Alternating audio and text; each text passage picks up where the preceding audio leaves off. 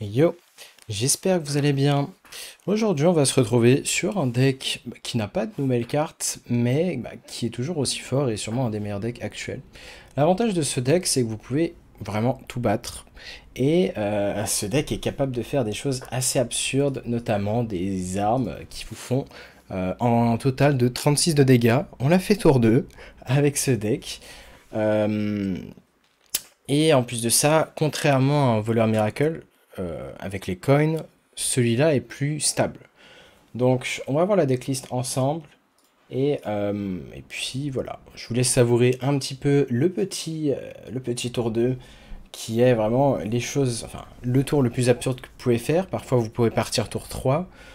Ça m'est arrivé plusieurs fois de partir tour 3 en ayant vraiment un très gros board, ou au pire des cas tour 4 en ayant vraiment un quasi full board, un gros serviteur camouflé, des serviteurs qui peuvent rush, et si vous avez de la chance, une arme. Donc vraiment, ces petites 3-2 qui rentrent bien dans le deck. J'avais présenté la vidéo sur le deck il y a un petit moment, mais là, l'idée, c'était de refaire une vidéo à jour par rapport à la méta actuelle. Donc voilà, c'est une game qui a été finie tour 4, grâce à ces 36 dégâts de là. On va maintenant se retrouver pour la decklist. J'en profite pour vous parler d'HelloFresh, donc qui me sponsorise pour une durée de 3 semaines. Et du coup, avec ça, avec ce que vous pouvez avoir, donc grâce à mon code, vous pouvez avoir un lot de box de bouffe, en gros. C'est Uber Eats, mais en moins cher. Et si vous avez envie de cuisiner, mais pas trop, c'est l'idéal parce que vous commandez exactement le nombre d'ingrédients, la quantité d'ingrédients qu'il faut pour faire le plat que vous voulez. Donc c'est très pratique. Et voilà, je verrai si je en fais une vidéo quand je testerai ma commande et que je recevrai, peut-être j'en ferai une vidéo. Mais en tout cas, moi qui mange sain mais pas tout le temps, on va dire que voilà, ça va être quand même cool. Et qu'est-ce que vous aurez à gagner à faire ça? Vous avez un code promo 80 balles, si vous prenez le nombre maximum de packs, enfin... Vous pouvez avoir jusqu'à 80 balles de réduction. Donc ça vous revient pas trop cher, c'est-à-dire un truc comme... je crois que ça va vous revenir entre 20 et 30 euros d'après ce que j'ai entendu pour vos premiers abonnements. C'est un truc, un abonnement par semaine, c'est-à-dire que vous pouvez cancel à tout moment, vous testez une fois, vous profitez de la promotion, puis après juste vous cancellez si vous aimez pas. Et puis voilà, je testerai moi-même. Et qu'est-ce que vous avez à gagner? Moi, du coup, pour vous remercier, parce que je touche quelque chose quand vous faites ça, je vous propose donc les guides en avant-première, les guides que je commencerai à bosser à la sortie de l'extension, quand il y aura les nouvelles cartes. Et voilà, je vais trahir les guides et vous aurez un accès en avant-première avant que mon site web sorte, donc le guide détaillé dans des decks, les principaux decks méta. Voilà, sur ce, petite parenthèse, on s'intéresse à la decklist. Et voici donc cette decklist, cette pépite. On pourrait considérer de ne pas jouer Edwin, mais je trouve ça bof. Pour être honnête, de ne pas jouer Edwin. J'aime beaucoup jouer Edwin. Et l'intérêt, c'est vous allez pouvoir le Shadow Step de temps en temps. Et si vous n'avez pas vos sprints, ben voilà. C'est cool d'avoir Edwin, on va dire. Donc l'archétype du deck, c'est quoi? Vous allez tout simplement faire très souvent un lieu sur tour 2, une 3-2. Vous pouvez même Shadow Step cette 3-2 sur le tour 2. Si vous avez envie de partir en combo le tour suivant, ça peut arriver, hein, que vous ayez vraiment tout ce qu'il faut pour la combo. Et qu'est-ce que serait tout ce qui... Enfin, ça équivaut à quoi tout ce qu'il faut? C'est Graveyard, les deux Graveyard peut-être, des 4-4 qui peuvent rush. Souvent vous allez partir très tôt si vous affrontez un deck aggro, tempo. Et voilà. Donc les 4-4 qui vont coûter 1 de moins pour chaque carte que vous allez jouer. Ça veut dire que très facilement on peut avoir entre les 3-2 pièces. Si vous avez les Shadow Step en plus, Shadow Step 3-2, pièces à nouveau, vous avez vraiment moyen d'avoir des 4-4 pour 0, très facilement. Ça arrive très souvent avec le deck, très facile. Et voilà, les tours d'Edwin vont être très forts. Globalement, il y a peu de cartes mortes, sprint, les deux sprints, Draka, et les deux Shrouds. Sinon, tout le reste coûte 2 ou moins. Et puis, vous avez un moyen de cheater en mana. Comment vous allez faire ça? Vous faites prep, bonne spike, et vous pouvez jouer par exemple Draka alors qu'il vous restait seulement 2 de mana. Si vous tuez la cible, vous allez réduire le coût de la prochaine carte de 2. Donc voilà, un moyen de cheater en mana. Tout simplement. Pour ce qui est des Cupid Mulligan, on va garder tout ce qui est Shroud. On va garder Shroud, on va garder de temps en temps les 3-2. Les Cutlass pour les échanger, c'est fine. Et les lieux à 2, j'aime aussi beaucoup garder Draka. Et voilà, c'est à peu près tout. Alors maintenant, on se retrouver en game. Voici pour la première game contre Warlock. L'idée, c'est que Warlock, c'est censé être un match-up vraiment très fine. Pour ce qui est d'équipe, je pense qu'on va quand même envoyer cette 3-2, il y a mieux à aller chercher. Et avec tout ce qui est backstab et compagnie, vous pouvez vraiment gérer leur lit, vous allez reprendre la tempo par vous-même. Grâce au 4-4 rush. Les 3-3 également que vous allez pouvoir jouer pour 0. Et vu que c'est un 40 HP, on s'attend très certainement à un voleur bingo. Donc pour ce qui est de mes stats avec le deck, pour l'instant on est à 11-6. On a fait un truc comme rang 280 environ, ou 250 jusqu'à 180. On a même fait un pic à 140. Et derrière on a perdu contre quoi? On a perdu contre du voleur bingo certaines fois, c'est-à-dire que s'ils font les notes, ben, parfois vous allez rien pouvoir faire. Par exemple, la partie d'avant, on a perdu sur tour 4 des dragons. Il s'est passé quoi? Je crois qu'il s'est passé tour 4 ou tour 5 des dragons avec le spell à 10 de mage. Donc vous voyez que c'est très peu probable. C'est vraiment sur des bullshit particuliers que vous pouvez perdre. Et sinon, vous avez un deck très stable. Et là où les decks qui vont vous battre, ça va être sur du bullshit s'ils vous battent. Ça va être intéressant. Je pense pas qu'on va jouer le Gone Fishing. Là, on va vraiment... Vu qu'on a peu de cartes en main, on va vraiment optimiser nos ressources. Donc on va jouer ça à tour 3 et tour 4 on part. On espère prep Shroud, donc top deck un Shroud, top deck un Sprint. Autant de bons top deck possible. Il y a quand même pas mal d'out. Et en tout cas, c'est un des decks que je trouve le plus plaisant à jouer en attendant la sortie de la prochaine extension. Pourquoi? Parce que c'est un deck skillé, c'est ce que j'aime. Et voilà, vous avez quand même pas mal de prises de décision sur quand partir et quand est-ce qu'il faut grid. Donc là, on va tranquillement attendre. J'aime bien attendre ici. Vraiment, l'out, c'est quoi? C'est top deck sprint et pouvoir le jouer. Parce que là, on aurait pu Gone Fishing, mais si on l'a pas... c'est intéressant. C'est pas grave de se faire counterspell ça, parce que ça active quand même la combo. C'est ce qui nous va. On veut vraiment rechercher le sprint, hein. On va trade ça. On a loupé le sprint. Est-ce qu'on all-in quand même? Je pense qu'on va all-in quand même. J'aime pas attendre, hein. J'aime pas donner du temps à ce voleur. Donc c'est pas un board insane, mais voilà, on est tour 4, c'est quand même 18-18 de stats. Et pourtant c'est pas le plus insane que vous pouvez faire. Là on a juste manqué tout à draw et on arrive quand même à faire 18-18 de stats. Tu préfères cette version à celle des requins? Ouais, je la trouve bien plus stable celle-là. Avec les requins, t'as vraiment besoin d'avoir telle carte, telle carte, telle carte, sinon tu fais des tours nuls. Alors qu'avec ça, tu vois que un tour nul, c'est censé parfois être suffisant. Parce que là, en fait, pourquoi c'est pas si mal? Parce que certes, on a une main vide, mais on a 2 tours pour piocher quelque chose comme Sprint, Shroud, Edwin. Bah, et ensuite, dans 2 tours, on peut refaire des camouflages. Peut-être 3-3, 4-4, ça peut suffire. Ok, Shadow Step. Et voilà, là, il prend quand même 15 face.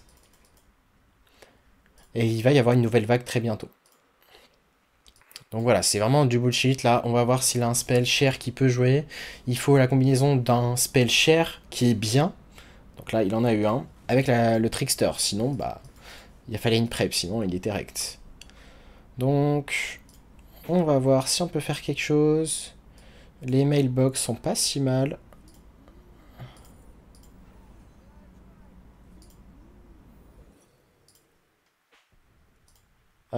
Ici, ça va être intéressant. Est-ce qu'on choisit Shadow Step ou pas? Est-ce qu'on a peur de Tess? Est-ce qu'on a peur de Contrebande sort à 5?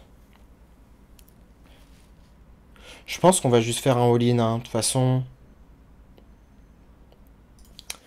on n'est pas à un stade où... Voilà, il a eu les notes. On accepte de perdre sur Contrebande. Tess, il a pas le mana de la jouer. Et puis voilà, c'est juste qu'on n'a pas eu de draw, donc on s'adapte. C'est pas un bon keep sprint avec la pièce pour éviter les draws bizarres. Ça peut se considérer en vrai, même si bah, tu veux partir très tôt souvent, et donc ça dépend. Des fois, si t'as prep, tu peux garder sprint en vrai. Si t'as l'arme à 1, pareil. Bon, là, on va tranquillement concile parce que, voilà, on s'est fait avoir par du random. Mais voilà, là, il lui fallait vraiment une combinaison, une AOE, le trickster et le jackpot.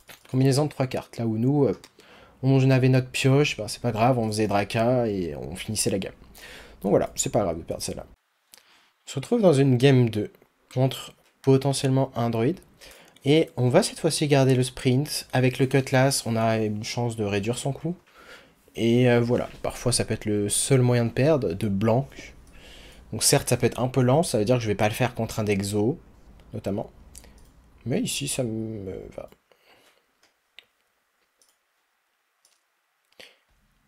Donc on n'a pas d'info si c'est un druide ou pas. On le saura sur mon tour 2.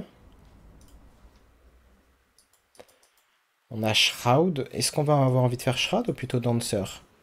Peut-être plus Dancer. Pour pièce Prince.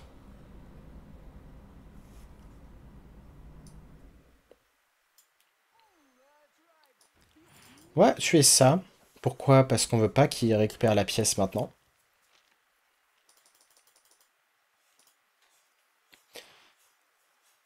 This deck really fun, maybe I can break my diamond to curse. Maybe. Donc ce qui est chiant, c'est qu'on lui donne la pièce. Enfin, il a eu la 3-1. Ok, il avait l'arme dans tous les cas.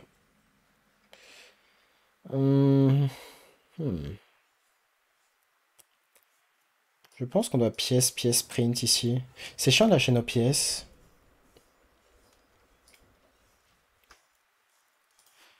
Mais je pense qu'on n'a pas trop le choix. On va manquer de quoi pour être rapide? Bah les dieux à 2. Clairement. Les dieux à 2. Le fait de ne pas avoir Drakarma. Ouais, c'est loin d'être fini, hein. Sauf qu'il a... En fait, il a beaucoup rampe. C'est pour ça que je me dis, c'est... Bah, il fallait qu'on soit aussi rapide que lui.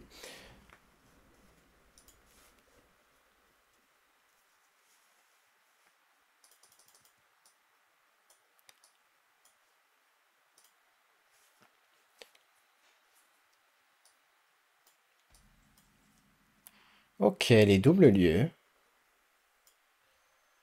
Ça va nous intéresser. Faudra faire attention au positionnement. Au positionnement pour le dévoreur à 9 de mana. On va espacer tous nos serviteurs au maximum. Et les lieux, justement, nous permettent de les espacer. 3-2. Ok. Je sais pas si c'était la meilleure, mais c'est pas si grave. Ça reste un tour mou en soi. Par rapport à ce que Druid peut faire.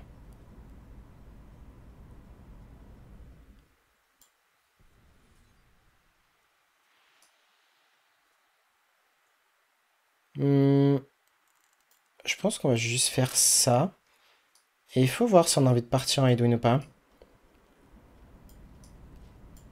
En tout cas, prochain tour, on est obligé de partir. Je pense pas qu'on parte en Edwin. Ce qu'il nous faudrait, c'est quoi? C'est des cartes comme Prep. Prep pour justement faire notre cheating mana.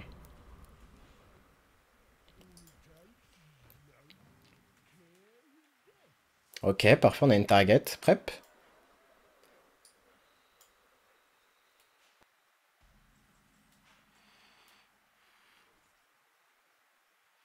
On va réfléchir si on joue Edwin maintenant ou pas.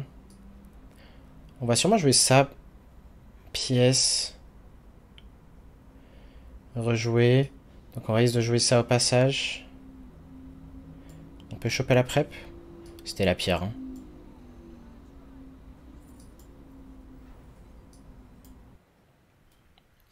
Et là, vous voyez que ça fait beaucoup de cartes jouées quand même.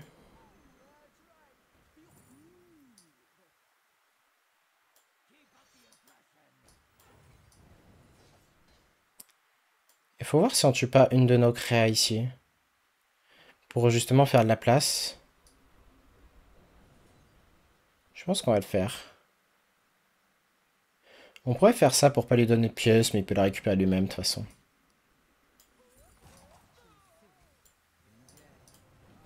Donc voilà, on a bien fait le bon positionnement.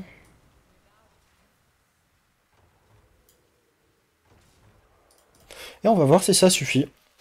C'est quand même 36 de dégâts, tour 6, plus 26 qui peut rien faire, logiquement. Il peut faire des taunts. Play, c'est tout ce qu'il fait. Tout ce qu'il peut faire, ça lui fait gagner du temps, sauf qu'on a un bon positionnement. Donc à voir, si Play ça suffit, il va falloir qu'il découvre un spell de buff aléatoire très souvent. pour faire play et buff.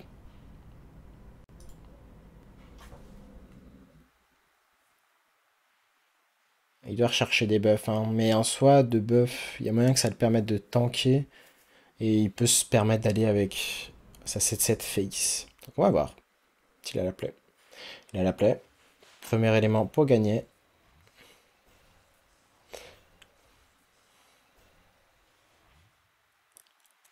Il n'y a que 4 créas en soi, hein. Les lieux, évidemment, ne comptent pas comme des créas. Donc ça, c'est un sort nul, en soi. C'est pas un buff. Un sort à 6, les 2-7 tones, c'est très chiant, ça. Ouais. Et il va face, évidemment, il veut pas que la game dure. Donc ça va dépendre. S'il a un dévoreur après avoir fait les nuts, hein, il a vraiment fait les nuts en termes de sortie.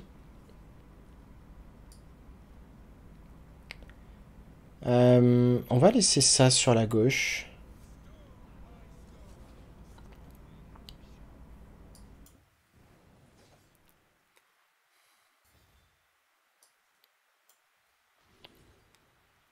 Intéressant. On pourrait prendre le Shadow Step ici. Shadow Step. Qu'est-ce qu'on aurait envie de Shadow Step? L'arme est allée ici, ici, ici, ici, ici.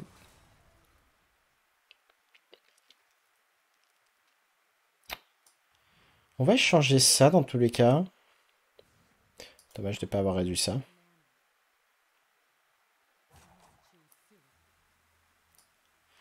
On pourrait Shadow Step Draka en soi. Quoique. Ça risque quand même d'être plus pertinent. Ah, je réfléchis, mais. Ouais, c'est peut-être une erreur de Shadow Step ça. Dans tous les cas, je pense que la game est finie prochain tour. Donc peut-être que le Shadow Step était à garder pour la 4-4 rush. Pour tuer un autre taunt. 7, 8, 9. Il faut du dégât quand même, mais. Il peut dévoreur et armor. Et du coup, on n'aura juste pas létal. Après, c'est encore une fois une combinaison de deux cartes, hein. Ah, il pioche. Pas de dévoreur, a priori.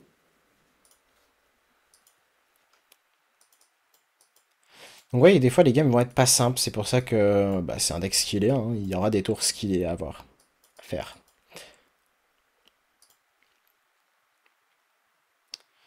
Ok, vu comme il a l'air de partir, j'ai la sensation qu'il a le sort à 7.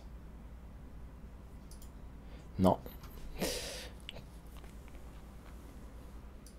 Ouais, ça m'avait l'air d'être quand même une erreur, hein, de Shadow Step ce 3-4. Plutôt ça qu'aurait dû être Shadow Step. Parce que ça tue une 1-5 elle toute seule. Sylvanas. Ça va peut-être suffire en soi, hein. Attendez, il compte double trade ici. On n'a pas assez de dégâts, je crois, hein. Ah si, peut-être. Ok, on a assez de dégâts. Nice, c'était close, c'était close. Donc on a réussi à battre les nuts absolus de Druid. Et ça c'est quelque chose. Voilà, ça vous donne un peu un ordre d'idée de la puissance du deck. En plus de ça, le deck coûte pas si cher que ça, hein. Vous avez quoi? Edwin? Bon, Edwin, il est payant, hein, il est pas gratuit. Pareil pour Draka. C'est les deux seuls légendaires du deck que vous avez, et encore vous avez des versions sans Edwin en soi. Donc vous pouvez jouer le deck à une seule légendaire si jamais vous voulez être short parce que l'extension arrive et que vous voulez pas crafter de nouvelles cartes. Mais ouais, je regarde, est-ce qu'il y a même une seule épique? Il y a pas d'épique en fait, c'est vraiment le... Il y a la prep qui est gratuite en fait. C'est le deck locos par excellence, qui est un peu difficile à prendre en main, mais bah c'est un des plus forts decks, donc c'est... Ça reste ça en soi. Le fait qu'un deck soit skillé, bah du coup pas tout le monde va le jouer parce que c'est pas simple à maîtriser. Mais ça reste facilement accessible pour tous les joueurs. Edwin sortira la rotation d'avril, ouais, c'est ça. Donc ouais, le deck reste logiquement viable jusqu'à avril.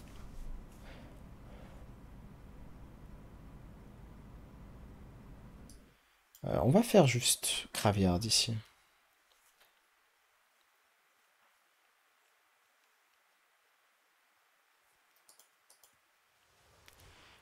flush ici du côté de l'adversaire. On va devoir faire cette arme ici. On regarde ce qu'on a. On va sûrement prendre Gunfish in. Et Spike, sûrement, c'est pas mal dans le match-up. On va faire une 4-4. Ce match-up peut être assez compliqué. Souvent, quand il y a une très bonne sortie, vous allez juste pas gagner. Après, là, on n'a pas eu la pièce, donc le fait d'avoir la pièce, ça nous aurait beaucoup aidé. Et là, on voit qu'il y a le lieu. Très souvent, s'il y a le lieu et une bonne sortie à côté, et en plus de ça, là, on n'a pas la pièce, ben, ça va pas vraiment être gagnable.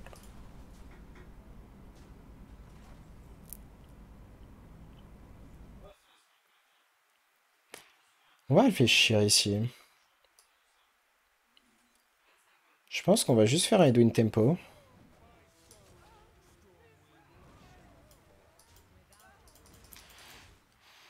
On a des cartes pas chères dans le deck. On aurait pu en piocher, hein. On aurait clairement pu hero là, avec un sort à 0 ici. Ça aurait peut-être suffi à gagner. Là, en fait, une fois qu'on arrive à reprendre la tempo, c'est comme ça qu'on gagne le match-up, hein. C'est que nous, on fait plus de cheating mana que démoniste.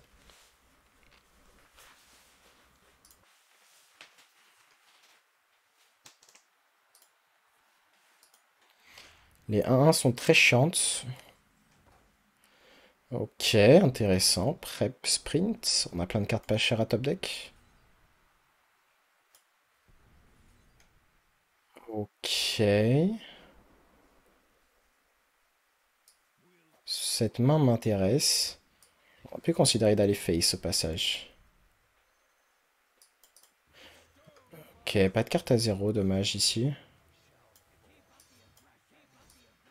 Mais une 4-4 qui peut rusher. Shadow Step en largeau. Et un petit serviteur sympathique.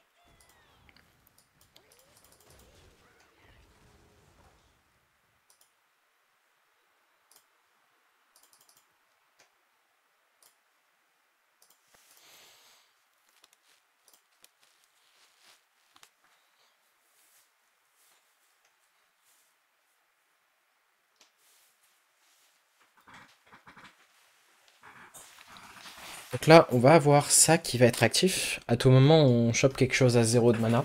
Donc on aura une copie supplémentaire. Si on peut avoir deux backstabs, c'est insane. De prep, bah, c'est une carte pas chère également. Pour vraiment avoir un Draka avec une arme décente.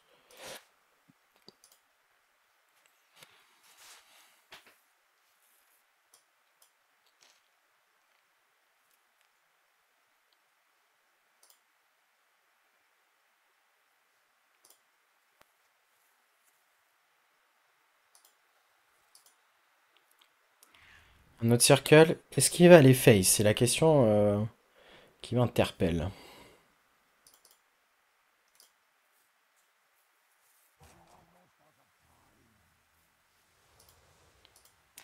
Pioche énormément.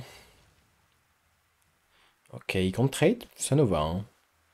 Clairement, à partir du moment où il trade, on sait très souvent qu'on a gagné. Donc là, on va trade nous-mêmes pour avoir ça actif. Backstab. C'est pas si mal en vrai. C'est pas si mal du tout. 10, 14, 17. On n'avait pas juste létal. On pourrait pas forcément savoir. 10. On a peut-être létal maintenant en fait. Oui, on a létal maintenant. Ok. Bon voilà, on s'en est bien sorti contre une très bonne sortie de Zo quand même. Ouais, il y avait déjà létal en fait, je crois. My bad. En fait, voilà. Le petit sort à 1 qui est là en tant que finisher, que vous pouvez décupler si vous le piochez sur le sort à 1 qui est infuse, en avoir une copie, bah, c'est vraiment très bon finisher, notamment contre Zo qui peut pas se soigner. Et il suffit que vous commencez à reprendre le board, vous avez même pas besoin d'armes pour finir l'adversaire en fait. Nous voici contre un Warlock. Peut-être que c'est un Warlock à nouveau. Maintenant d'équipe. Parlons d'équipe. On pourrait considérer de garder Draka. Un backstab. Juste parce que c'est des cartes pas chères. Et on veut, si possible, faire une arme tour 4. Tour 3 si on est notier. Ce voleur rappelle tellement le miracle du début d'une autre manière. Ouais, c'est vrai. Bah, le fait d'avoir fait une arme à 12 d'attaque, 3 stacks tour 2, c'est quand même quelque chose. C'est possible que prochain tour on fasse juste Hero Power Backstab, hein. Ah, ok. Il a l'air de se battre, hein. Je vais faire Backstab là-dessus. L'idée c'est vraiment de limiter les dégâts. On accepte de perdre sur le sort à 3. Dans tous les cas, s'il y a ces deux cartes, tour 1, tour 2, into le sort à 3, il n'y avait aucun monde où vous gagnez cette game. Donc, vous tournez juste pas autour ici. Dommage. Là, on est déjà dans la next game, c'est pas grave, ça arrive. Edwin. Edwin va être un peu lent. On a la prep, on pourrait prep sprint. Et là, va falloir être très nutsy.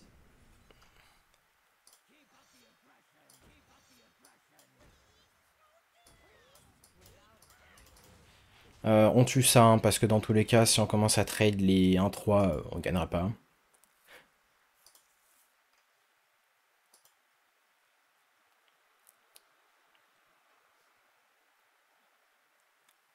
On voit qu'on arriverait presque à tenir une sortie insane de Zo.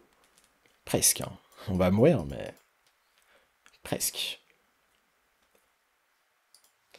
Imagine, il joue rien maintenant. Peut-être, hein. Peut-être que sa main c'est Sora 6, Tamsin à 6 et le T5 légendaire. Ouais, ça m'a l'air d'une bonne main.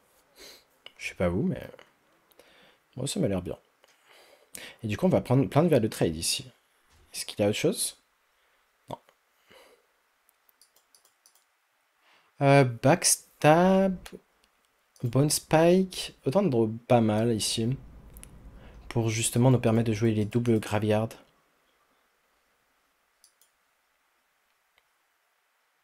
Au final, on va peut-être come back, hein. Si on top deck pas un des outs cités, on va devoir hero power une 1-1 pour vraiment laisser aucune créature. Parce qu'à tout moment, il pioche le lieu et on est mort. Pourquoi j'aimerais une de ces cartes pour pas avoir à face tank? Bah déjà pour jouer les deux lieux. Et en plus de ça, les Abyssal Curse qu'il aura vont faire 1 dégât, puis 2 dégâts, puis 3 dégâts. Donc ça fait 6 de dégâts. Sauf qu'on est à 7 PV. Attendez, il a vraiment rep ça.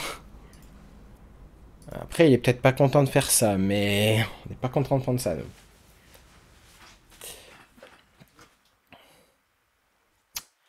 Eh bien, écoutez.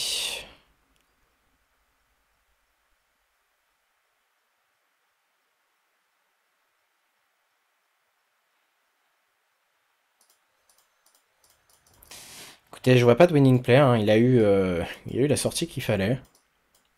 Et vous voyez qu'il en faut vraiment beaucoup, hein, pour perdre ce match-up. Parce que même là, on était pas si mal, hein. Il suffisait qu'il en ait un seul des AOE, enfin une seule AOE. Et ben, c'était sans doute pas suffisant. Dommage.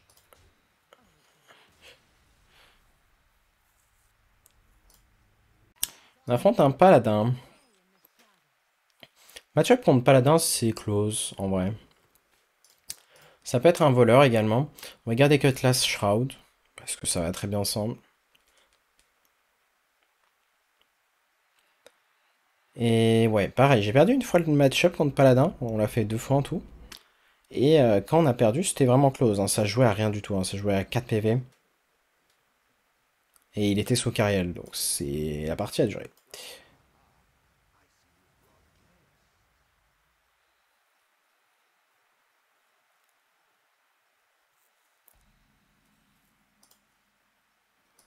On va tranquillement échanger ça. Pas d'infos pour l'instant si c'est un rogue ou paladin. C'est un rogue. On préfère limite affronter rogue, même si on se fait détruire par les rogues.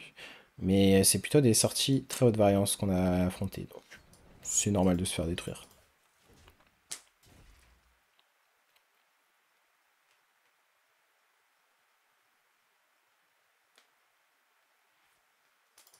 Parce qu'en soi, il peut avoir des bons spells, mais il aura pas toujours le Trickster à 4 de mana.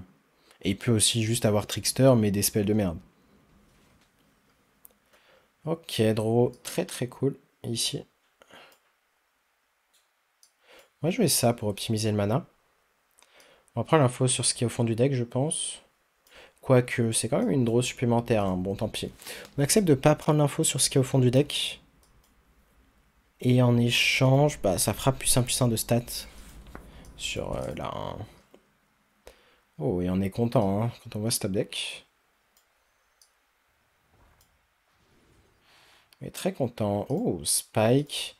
Spike ici qui me paraît vraiment bien, même si Draka aurait pu se considérer. Sauf que là, on est vraiment en optique.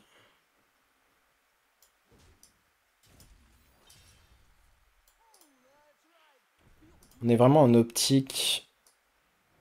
On gagne grâce au board. Parfois, on va devoir gagner grâce à Daka, certains match-ups qui jouent des AOE. Mais là, on veut gagner grâce au board. Et là, malheureusement, on va être limité. On peut pas jouer ça en plus. Juste d'un point de vue espace sur le board. Voilà, c'est une petite sortie tempo, on va dire. L'avantage, c'est que ce qui a de quoi être très chiant dans ce match-up, c'est les secrets. Secret de mage, secret de paladin. Elle a 4-3 qui va nous deny une carte de la main. Théotard, donc c'est pour ça que le fait de partir très tôt, vous jouez autour de ses secrets, vous jouez autour de ses disruptions.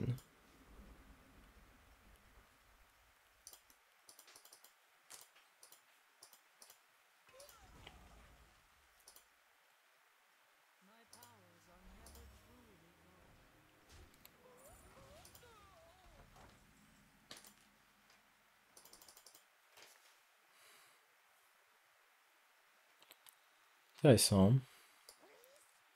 On va taper first avec ça.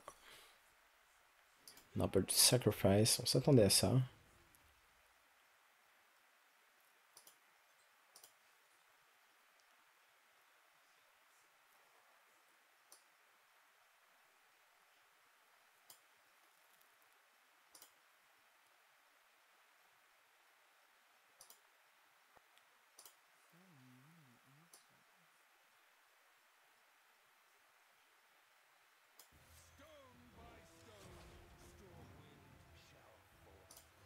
Edwin.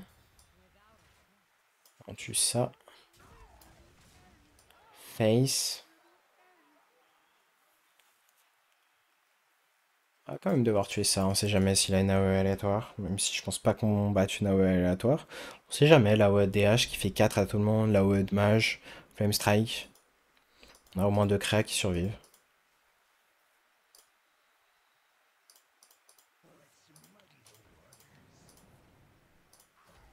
On parlait des AOE. Et encore une fois, il a eu Trickster, un Trickster avec Jackpot, donc là on est vraiment sur les phases variance très élevée des voleurs qu'on affronte.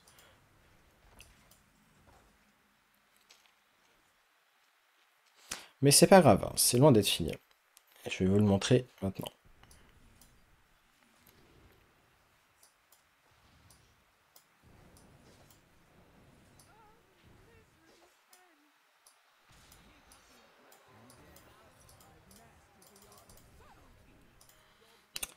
Voilà, c'est du voleur pièce quoi, du voleur combo.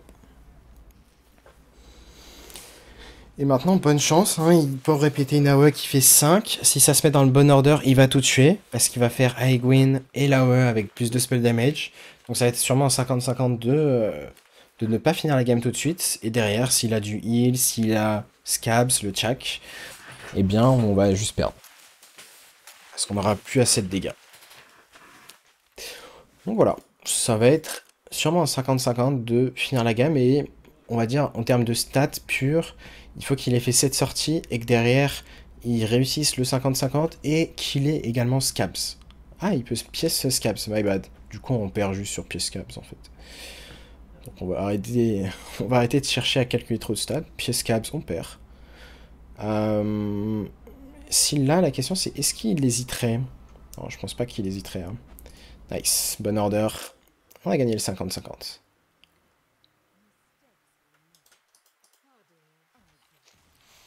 Ça fait du bien de gagner des flips.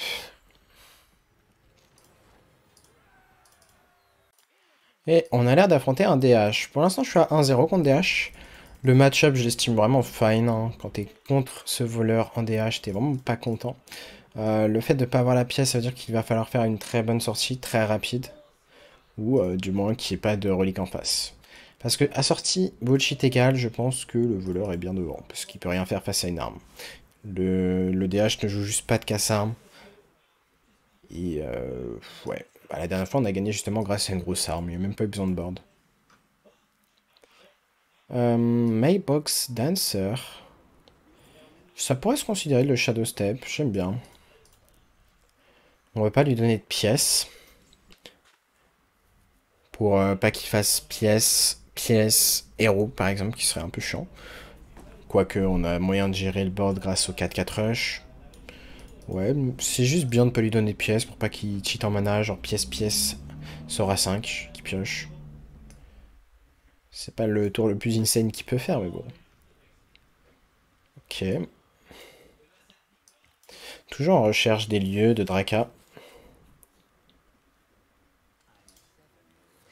Okani. Okani a de quoi être très chiant. On préférait qu'il fasse...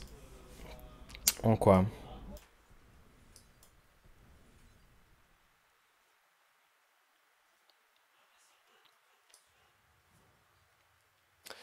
On se doutait qu'il allait faire en serviteur.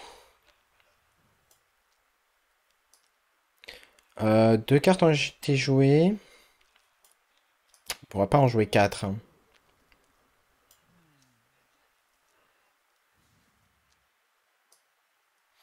On va jeter celle-là, tant pis. Et on va voir si prochain tour, on a possibilité de faire un gros tour. Ah, ok, bon. On sait qu'on pourra pas faire un très gros tour. Bonne spike qui est une drop pas mal. Si on pouvait piocher prep, ça serait vraiment cool. Ce n'est pas prep, mais on prend l'info du bottom du deck. Backstab est très intéressante. Soit backstab, soit cutlass, comme ça on les change maintenant. Vu que dans tous les cas on aura un autre gunfishing. Ça me va, c'est du cheating mana indirect. On gagne du mana pour le prochain tour en fait, à faire ça. Ok, intéressant. Donc on va essayer de setup létal en 2 tours maintenant, en faisant une grosse arme. Arme à 12-13 d'attaque, ça devrait suffire. Vu qu'on va faire 3, ouais, 12 d'attaque. Non, 13 d'attaque, ça devrait être suffisant. Et on n'aura même pas besoin de board. Il a la recherche du sort à 3, qui mettrait du board. Mais bon, c'est pas ça qui le ferait gagner, ici. Le seul moyen pour lui de gagner, c'est de jouer Vipère, sauf que c'est très très très peu joué.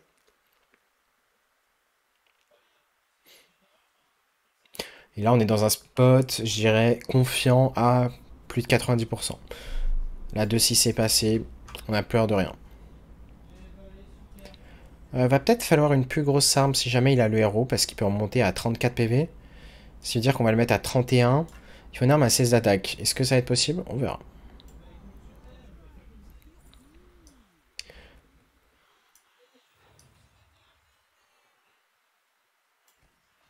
On va faire ça, on va prendre quelque chose de pas cher ici.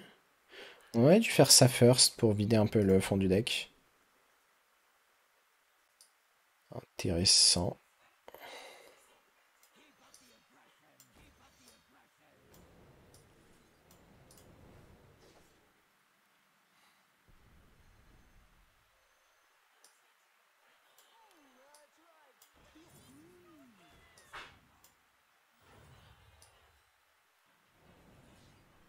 Ok, on va plutôt tuer ça. Tuer ce filet. Et faire une arme. Voilà, 14 d'attaque. En fait, ça devrait être suffisant parce que s'il fait le héros, bah, il peut pas tuer les créatures camouflées, donc ça va faire 14, 17, 20. Il sera à 17 PV. Mathématiquement, c'est good. Dans tous les cas, je pense pas qu'il setup un létal en 2 tours. Il va réduire de 2 puis de 3, donc il peut mathématiquement pas jouer le héros. Ça devrait être fine. Ouais. Voilà, en tout cas, on voit vraiment la conciliance du deck, enfin la stabilité à faire bah, du bullshit. tout simplement. Car on s'attend sûrement à un... je réfléchis au keep ici. J'aime bien avoir le Mailbox Dancer en main. Peut-être même le sprint. En soi, on n'a pas forcément besoin du sprint. On préfère largement trouver des shrouds, trouver les lieux à deux. C'est très rare hein, qu'on va garder sprint au mulligan.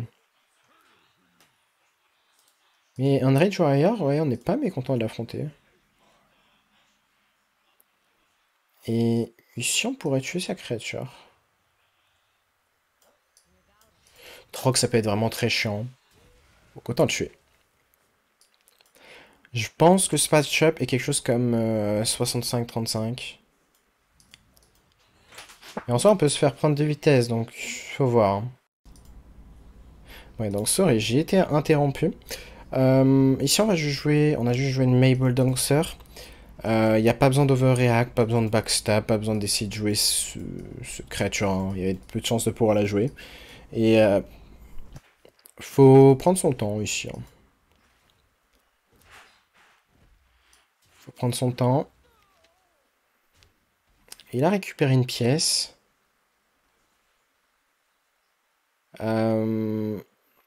On va réfléchir maintenant à ce qu'on veut faire. C'est peut-être juste passe le tour. On va clairement réfléchir. Quels seraient les arguments de passer le tour? Bah, tout simplement pas blesser sa créature. Là, le seul moyen d'activer le Gunfishing, ça serait de faire backstab. On veut pas lâcher cette pièce, on va la garder. Donc là, le plan de jeu, c'est quoi? Ok, c'est chiant qu'il ait trouvé un moyen de la blesser. Le plan de jeu, ça va être quoi? Ça va être de faire cette 4-4 rush et douer une pièce, ça, avoir quelque chose de jouable, peut-être deux 4-4 rush, enfin un Shadow Step. Ouais, j'avoue que ça, c'est très chiant. On va commencer par ça. Shadow Step, intéressant. On va devoir faire comme ça pour tuer ça. Ça va devoir rester en vie, malheureusement. On n'a pas trop le choix. On peut utiliser Shadow Step sur ça en soi. Hein. On va regarder qu'est-ce qu'on pioche. Prep, intéressant. On va d'abord utiliser la pièce. Pièce, prep. On regarde ce qu'on a. On va jouer ça. Bone Spike, intéressant. Tuer ça. Pour essayer de limiter la pioche.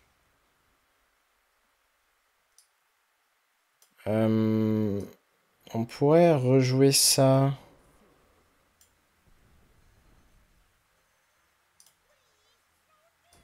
Rusher là-dedans. Bone Spike.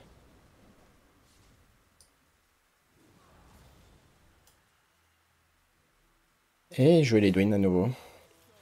Ok, est-ce qu'on a le temps de jouer ça? Ok, on a pu finir le tour. Ça aurait été un très gros deck hein, si on avait eu la mana. Mais voilà, il nous a fait une très grosse sortie. Les trucs ont été très chiants. C'est vraiment à cause des trucs qu'on a dû sous-jouer un petit peu. Mais on a quand même une 14-14. On a quand même des ressources. C'est une très grosse, un très gros acolyte ici. Il peut pas facilement blesser ses autres créatures en fait.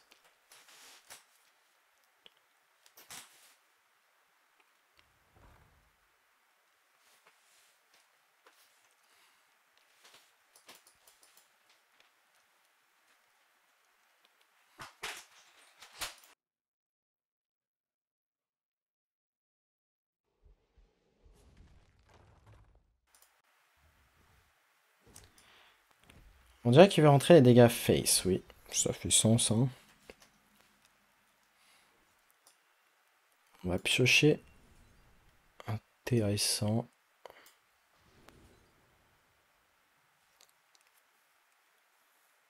Est-ce que ça nous avance à quelque chose? 3-3, bah elle coûte pas cher. Hein.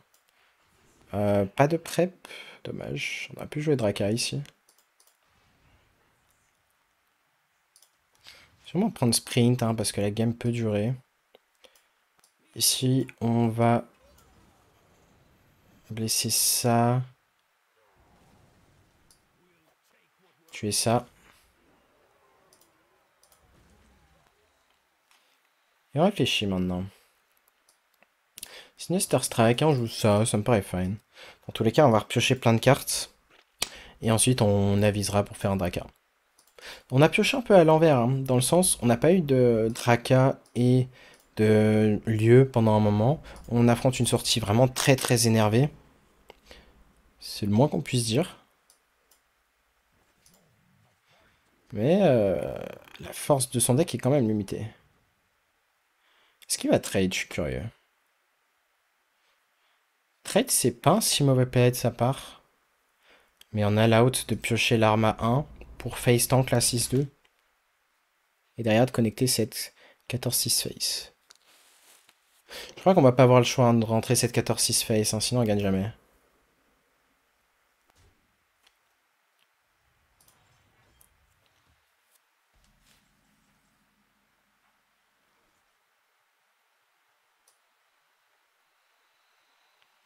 Sinon on pourrait juste faire ça, hein. C'est acceptable. Ça paraît très nul, hein. Ça paraît très très nul, mais je vais le faire.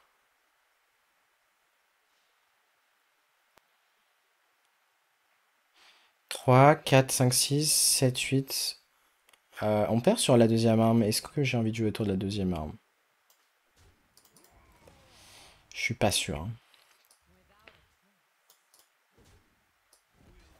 Non, je pense que le seul moyen de gagner ici, c'est d'aller face. On veut forcer le trade sur notre créa. S'il n'a pas l'étal, il sera obligé de trade, dans tous les cas. Donc, je pense que c'était le play gagnant ici. S'il a Rokara, GG. Dommage. Dommage, c'est paramètre blanc et le paramètre blanc vraiment des cartes clés. Et le paramètre sortie qui n'a pas blanc du tout.